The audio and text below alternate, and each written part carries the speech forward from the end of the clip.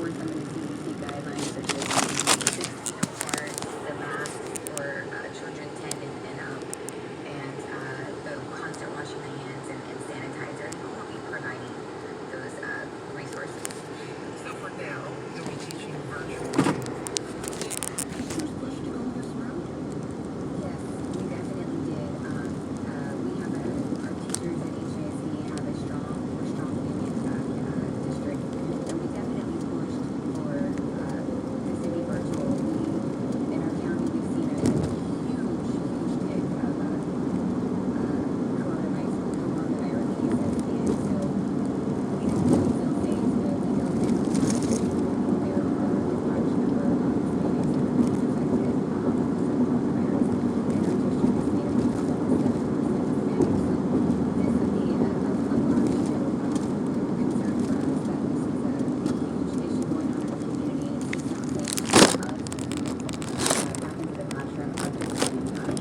Was it possible strike on the table in your district? There was definitely a lot of possible strikes, so it's been kind of illegal to strike due to incorporating a contract. And so what teachers were preparing for was for everyone to call in sick, and so it was going to be, everybody it would be sick day, and no teachers would show up. So that was our form of, going on strike, but also keeping our job. So your elementary school math teacher, your class teacher, rather abruptly, tell us about your students and what you miss about them.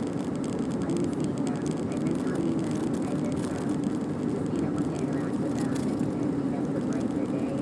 I miss, seeing them excited to learn, and I miss, just being happy to be there. I miss, so much. I mostly miss just the interactions and just being able to, give a wave or give them a hug, when they really need it. I think, my heart aches for that.